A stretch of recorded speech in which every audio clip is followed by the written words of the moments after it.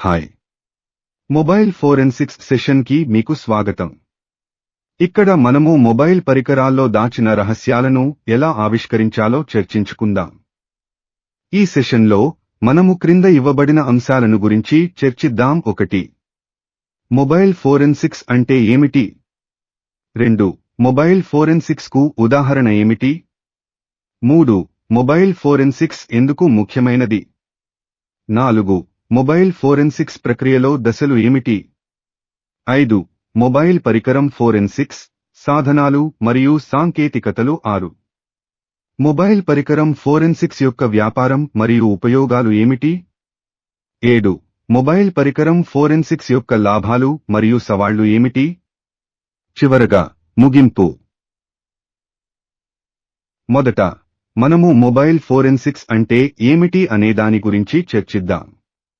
Mobile forensics అనేది గుర్తించబడిన పద్ధతులను ఉపయోగించి మొబైల్ పరికరాల నుండి డిజిటల్ సాక్ష్యాలను పునఃప్రాప్తి చేసే ప్రక్రియ. సంప్రదాయ డిజిటల్ ఫోరెన్సిక్స్ ప్రక్రియలకు వ్యతిరేకంగా మొబైల్ ఫోరెన్సిక్స్ కేవలం స్మార్ట్ ఫోన్లు, ఆండ్రాయిడ్లు మరియు టాబ్లెట్ల వంటి మొబైల్ పరికరాల నుండి సమాచారం పునఃప్రాప్తి చేయడంపై మాత్రమే దృష్టి కేంద్రీకరించింది. మొబైల్ పరికరాల్లో సందేశాలు, వెబ్ శోధన చరిత్ర మరియు లొకేషన్ డేటా వంటి విస్తృత సమాచారాన్ని కలిగి ఉంటాయి. కాబట్టి ఇవి చట్టం అమలు చేసే సంస్థలకు విచారణలో చాలా ఉపయోగకరంగా ఉంటాయి. మొబైల్ ఫోరెన్సిక్స్ యొక్క కొన్ని ప్రధాన అంశాలను చర్చిద్దాం. మొదటి పాయింట్ డేటా ఉత్పత్తి మరియు పునఃప్రాప్తి. ఇది ఒక మొబైల్ పరికరంలో ఉన్న డేటాను ఫోరెన్సిక్ వర్క్స్టేషన్కి కాపీ చేయగలుగుతుంది. ఇది ఒక లాజికల్ మరియు ఫిజికల్ ఉత్పత్తి, చిప్-ఆఫ్ విశ్లేషణ వంటి పద్ధతులను అనుసరిస్తుంది. ఈ పద్ధతి ద్వారా డిలీట్ అయిన లేదా దాచిన డేటా, ఉదాహరణకు సందేశాలు, చిత్రాలు మరియు కాల్ లాగ్లను పునఃప్రాప్తి చేయవచ్చు. రెండవ పాయింట్ కాల్ లాగ్లు, SMS మరియు సందేశాల విశ్లేషణ. ఈ ప్రక్రియలో కాల్స్, సందేశాలు మరియు చాట్స్తో కలిగిన సంబంధాల రికార్డులను పరిశీలించడం జరుగుతుంది. సందేశాల విషయాన్ని, పంపించిన వారి లేదా గ్రహించిన వారి సమాచారాన్ని మరియు టైమ్ స్టాంప్లను కూడా విశ్లేషిస్తుంది. ఇది దర్యాప్తు సంస్థలకు నిర్వాహకుల సంబంధాలు మరియు సంబంధిత సంకేతాలను అర్థం చేసుకోవడానికి ఉపయోగపడుతుంది. మూడవ పాయింట్ ఇమెయిల్ మరియు సోషల్ మీడియాలో విశ్లేషణ. ఇది మొబైల్ పరికరాల నుండి ఇమెయిల్ మరియు సోషల్ మీడియా డేటాను ఉత్పత్తి చేసి విశ్లేషిస్తుంది. ఇది ఖాతా సమాచారం, సంప్రదింపులు, పోస్టులు మరియు సందేశాలను కూడా పరిశీలిస్తుంది. ఇది ఆన్లైన్ కార్యకలాపాలు, సంబంధాలు మరియు ముఖ్యమైన సాక్ష్యాలను బయటపెడుతుంది. నాల్గవ పాయింట్ ఫైల్ సిస్టమ్ మరియు స్టోరేజ్ విశ్లేషణ. ఇది మొబైల్ పరికరంలోని ఫైల్ సిస్టమ్ మరియు స్టోరేజ్ నిర్మాణాన్ని పరిశీలిస్తుంది. డిలీట్ చేసిన ఫైల్స్, డాక్యుమెంట్లు మరియు మల్టీమీడియా కంటెంట్ను పునఃప్రాప్తి చేస్తుంది. వివిధ ఫైల్స్ రకాలు, పరిమాణాలు మరియు మార్పు తేదీలను గుర్తిస్తుంది. ఐదవ పాయింట్ అప్లికేషన్స్ మరియు సాఫ్ట్వేర్ విశ్లేషణ. ఇది ఇన్స్టాల్ చేసిన యాప్లు, వాటి డేటా మరియు కాన్ఫిగరేషన్లను పరిశీలిస్తుంది. అలాగే బ్రౌజింగ్ చరిత్ర లేదా చాట్ లాగ్ల వంటి యాప్ నిర్దిష్ట డేటాను కూడా విశ్లేషిస్తుంది. ఇది పొటెన్షియల్ భద్రతా ప్రమాదాలు లేదా దుర్వినియోగ చట్టాలను గుర్తిస్తుంది. ఆరవ పాయింట్ లొకేషన్ డేటా మరియు GPS విశ్లేషణ. ఇది GPS, వైఫై మరియు సెల్యులార్ నెట్వర్క్ల నుండి లొకేషన్ డేటాను తీసుకుంటుంది. ఇది లొకేషన్ చరిత్రను, మార్గాలను మరియు టైమ్ స్టాంప్లను విశ్లేషిస్తుంది మరియు మొబైల్ పరికరం కదలికలు మరియు వాడుకలో ఉన్న వారి కార్యకలాపాలను గురించి అన్వేషకులు కనుగొనడంలో సహాయపడుతుంది.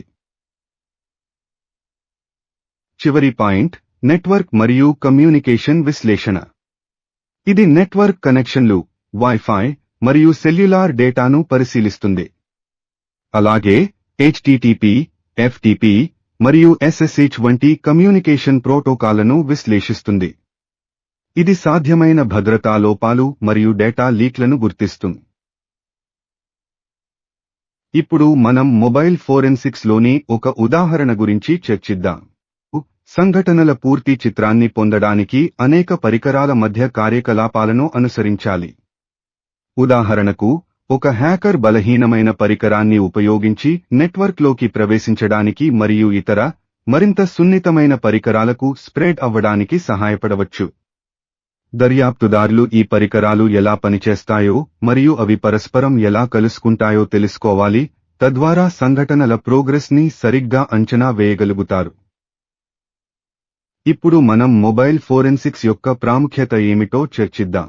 మొబైల్ పరికరాలు డిజిటల్ దాడుల పూర్తి పరిధిని అర్థం చేసుకోవడానికి అవసరమైన కీలకమైన సమాచారాన్ని అధిక మొత్తంలో స్టోర్ చేసుకుని ఉంచుతాయి. ఇది మొబైల్ ఫోరెన్సిక్ ప్రాముఖ్యతను చూపిస్తుంది. 2021వ సంవత్సరం నాటికి ప్రపంచవ్యాప్తంగా సుమారు 15 బిలియన్ మొబైల్ పరికరాలు ఉన్నాయి. ఇది ప్రతి వ్యక్తికి 2 మొబైల్ పరికరాలతో సమానం. ఈ పరికరాలలో నిల్వ చేయబడిన డేటా పరిమాణం చాలా అధికంగా ఉంటుంది. సాంప్రదాయ కంప్యూటర్ ఫోరెన్సిక్స్ వలె కాకుండా మొబైల్ ఫోరెన్సిక్స్ వేరుగా ఉన్న పరికరాలలోని సిస్టమ్స్ పై వ్యవహరిస్తున్నాయి. ఉదాహరణకు ఫోన్లు, కారు, కెమెరాలు, డోర్బెల్స్ మరియు కూలర్ల వంటివి ప్రతిరోజు ఉపయోగించే పరికరాలు పరస్పరంగా కనెక్ట్ అయి ఒకే నెట్వర్క్లో పనిచేస్తుంటాయి. ఈ పరస్పర సంబంధం ఫోరెన్సిక్ దర్యాప్తులకు కష్టతనాన్ని కలిగిస్తుంది మరియు మొబైల్ ఫోరెన్సిక్లో ప్రత్యేక నైపుణ్యాల అవసరాన్ని గురించి తెలియపరుస్తుంది. ఇప్పుడు మనం మొబైల్ ఫోరెన్సిక్స్ ప్రక్రియలోని వివిధ దశల గురించి చర్చిద్దాం. మొబైల్ పరికరాలు డిజిటల్ దాడులను అర్థం చేసుకోవడానికి కీలకమైన డేటాను కలిగి ఉంటాయి, అందువల్ల మొబైల్ ఫోరెన్సిక్ చాలా ప్రభావవంతమైనది. దర్యాప్తుదారులు న్యాయస్థానంలో సాక్ష్యాన్ని ఆమోదించేందుకు నిర్దిష్ట మార్గదర్శకాలను అనుసరించాల్సి ఉంటుంది. మొబైల్ ఫోరెన్సిక్ ప్రక్రియలో ఉన్న దశలు ఈ క్రింది విధంగా ఉంటాయి. మొదటి దశ స్వాధీనం, సీజర్. మొబైల్ ఫోరెన్సిక్ ప్రక్రియ ఆక్షేపణతో ప్రారంభమవుతుంది. దర్యాప్తులో ఉన్న పరికరాలను స్వాధీనం చేసుకోవాలి. ఫోరెన్సిక్ దర్యాప్తులో లభించిన ఇతర సాక్ష్యాలాంటి వాటిని కూడా ముఖ్యమైన పరికరాల జాబితాలో చేర్చి భద్రపరుచుకోవాలి. తద్వారా సాక్ష్యాన్ని కాపాడుకోవచ్చు మరియు మిస్సవడాన్ని నివారించవచ్చు. రెండవ దశ సేకరణ, యాక్విజిషన్. పరికరం స్వాధీనం చేసుకున్న తర్వాత, దాన్ని భద్రపరచిన తరువాత మరియు దాని సాక్ష్యాన్ని సేకరించేందుకు సైబర్ ఫోరెన్సిక్ నిపుణుల ద్వారా డేటాను గుర్తించడం జరుగుతుంది. దీనిని సాఫ్ట్వేర్ ఇమేజింగ్ టూల్స్ ను ఉపయోగించి ఫైళ్లను కాపీ చేయడం ద్వారా చేయాలి. ఇది డూప్లికేట్, ఒరిజినల్ ఫైళ్ల యొక్క సమగ్రతను భద్రపరుస్తుంది మరియు అసలు కాపీకి సాక్ష్యంగా ఉపయోగించబడుతుంది. మూడవ దశ విశ్లేషణ, అనాలిసిస్. మొబైల్ పరికరాలలో చాలా డేటా ఉంటుంది. ఫోరెన్సిక్ ప్రక్రియలో విశ్లేషణ దశ ఉపయోగకరమైన మరియు సంబంధిత డేటాను గుర్తించడంపై దృష్టి సారిస్తుంది. చివరి దశ పరిశీలన, ఎగ్జామినేషన్. చివరగా, సేకరించిన సాక్ష్యాన్ని ఇతర ఫోరెన్సిక్ పరిశోధకులు లేదా దర్యాప్తు చేస్తున్న న్యాయస్థానానికి ప్రదర్శించాలి. వారు దీనికి సంబంధం ఉన్నదా లేదా అనే విషయాన్ని నిర్ణయిస్తారు. తర్వాత మనము మొబైల్ ఫోరెన్సిక్ లో ఉపయోగించే వివిధ పరికరాలు మరియు సాంకేతికతలను గురించి చర్చిద్దాం. మొబైల్ ఫోరెన్సిక్ విశ్లేషకులు పరికరాలను విశ్లేషించడానికి వివిధ టూల్స్ మరియు సాంకేతికతలను ఉపయోగిస్తారు. మొబైల్ పరికరాల నుండి సమాచారాన్ని సేకరించడానికి అనేక విధానాలు ఉన్నాయి. మొదటిది తార్కిక సేకరణ, లాజికల్ ఎక్స్ట్రాక్షన్. పరికరాన్ని ఫోరెన్సిక్ వర్క్స్టేషన్ కి హార్డ్వేర్ కేబుల్ లేదా బ్లూటూత్ వంటి ప్రోటోకాల్ ద్వారా కనెక్ట్ చేస్తారు. ఈ విధానం వేగవంతంగా మరియు సులభంగా ఉంటుంది, కానీ ఇది అత్యంత పరిమితమైనది. రెండవది భౌతిక సేకరణ, ఫిజికల్ ఎక్స్ట్రాక్షన్. పరికరంలోని ఫ్లాష్ మెమరీను బిట్ బై బిట్ కాపీ చేస్తారు. ఈ విధానం అత్యంత విస్తృతమైనది, కానీ సాంకేతికంగా చాలా క్లిష్టమైనది మరియు తయారీదారునిపై ఆధారపడి ఉంటుంది. ఈ రెండు విధానాలు మొబైల్ ఫోరెన్సిక్ విశ్లేషణలో చాలా కీలకమైనవి. టూల్స్ అనేవి రెండు రకాలుగా ఉంటాయి. మొదటిది ఫ్రీ టూల్స్. ఇవి ఖర్చు లేకుండా పొందవచ్చు. 1 autopsy, 2 celebrate UFED physical analyser, 3 XRY reader, 4 Android debug bridge, 5 FTK ఇమేజర్. రెండవది పెయిడ్ టూల్స్. ఇవి చెల్లింపు ద్వారా పొందవచ్చు. 1 celebrate UFED 2 MSAB XRY 3 oxygen forensic detective 4 welcome soft iOS forensic tool kit 5 X1 social discovery. ఈ 2 రకాల పరికరాలు మొబైల్ ఫోరెన్సిక్ దర్యాప్తులో ఎంతో ఉపయోగపడతాయి. మొబైల్ ఫోరెన్సిక్కు 3 ప్రాథమిక ఉపయోగాలు ఉన్నాయి. మొబైల్ పరికరాల ఫోరెన్సిక్కు 3 ప్రాథమిక ఉపయోగాలున్నాయి. న్యాయచర్యలు 2 పౌర దర్యాప్తులు 3 సైబర్ సెక్యూరిటీ. మొదటిది న్యాయచర్యలు లా ఎన్ఫోర్స్మెంట్. మొబైల్ పరికరాల ఫోరెన్సిక్ అనేది న్యాయశాఖలకు అత్యంత కీలకమైన సాధనంగా ఉంటుంది. అనేక సందర్భాల్లో మొబైల్ పరికరంలో ఉన్న డేటా నేర విచారణలో కీలకమైన సాక్ష్యాన్ని అందించగలదు. రెండవది పౌర దర్యాప్తులు సివిల్ ఇన్వెస్టిగేషన్స్. మొబైల్ పరికరాల ఫోరెన్సిక్ అనేది పౌర వ్యవహారాలు మరియు న్యాయచర్యలకు సహాయపడుతుంది. డిజిటల్ ఫోరెన్సిక్ దర్యాప్తుదారులు వివిధ పౌర కేసుల్లో, ఒప్పందాల ఉల్లంఘనలలో, వ్యక్తపరిచిన అభియోగాలు, విడాకుల మరియు సంరక్షణ వంటి విషయాల్లో ఈ డేటాను సమర్థవంతంగా ఉపయోగిస్తారు. మూడవది సైబర్ సెక్యూరిటీ. సైబర్ నేరగాళ్లు నెట్వర్క్ లోనికి ప్రవేశించడానికి అనేక మార్గాలను ఉపయోగిస్తారు.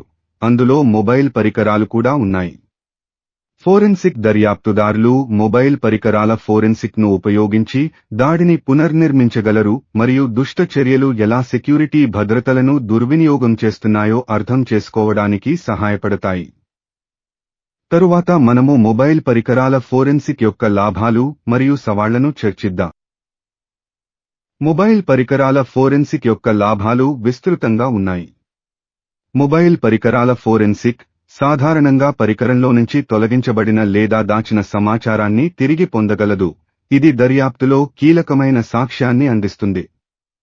ఫోరెన్సిక్ యొక్క ఒక శాఖగా ఉన్న మొబైల్ పరికరాల ఫోరెన్సిక్ దర్యాప్తుదారులు సేకరించిన డేటాను న్యాయస్థానంలో ఆమోదించబడేలా ఖచ్చితంగా నిర్ధారిస్తుంది. కానీ మొబైల్ పరికరాల ఫోరెన్సిక్కు కొన్ని సవాళ్లు కూడా ఉన్నాయి. మొబైల్ పరికరాలు, వాటి ఆపరేటింగ్ సిస్టంలు మరియు వాటిని విశ్లేషించడానికి ఉపయోగించే పరికరాలు మరియు పద్ధతులు నిరంతరం అభివృద్ధి చెందుతున్నాయి. ఫోరెన్సిక్ విశ్లేషకులు దర్యాప్తులో వారి నిర్ణయాలను ఉపయోగించుకునేందుకు సంబంధించిన చట్టాలు, నియమాలు మరియు ప్రోటోకాల్స్ని కఠినంగా అనుసరించాల్సి ఉంటుంది. చివరగా ముగింపు. మొబైల్ పరికరాల ఫోరెన్సిక్ అనేది డిజిటల్ ఫోరెన్సిక్ యొక్క ఒక ఆకర్షణీయమైన మరియు చాలా విలువైన ఉపశాఖ. స్మార్ట్ ఫోన్లు మరియు టాబ్లెట్ల నుండి డేటాను సేకరించడం మరియు ప్రాసెస్ చేయడానికి తమ నైపుణ్యాలను ఉపయోగించడం ద్వారా మొబైల్ పరికరాల ఫోరెన్సిక్ దర్యాప్తుదారులు నేరాలను పరిష్కరించడంలో, న్యాయం అందించడంలో మరియు సైబర్ దాడులకు వ్యతిరేకంగా రక్షణ కల్పించడంలో సహాయపడుతుంది. మీరు సైబర్ నేరానికి బాధితులు అయితే మీరు జాతీయ టోల్ ఫ్రీ నంబర్ 1930కి కాల్ చేసి దాన్ని నివేదించవచ్చు. అదనంగా మీరు సైబర్ క్రైమ్ గోవ్లో మీ ఫిర్యాదును ఆన్లైన్లో నమోదు చేసుకోవచ్చు. మిమ్మల్ని రక్షించడానికి మరియు మీ సమస్యను పరిష్కరించడంలో అధికారులకు సహాయపడడానికి ఈ చర్యలు తీసుకోవడం ముఖ్యమైనది. ఈ సెషన్లో పాల్గొనిన మీ అందరికీ ధన్యవాదాలు.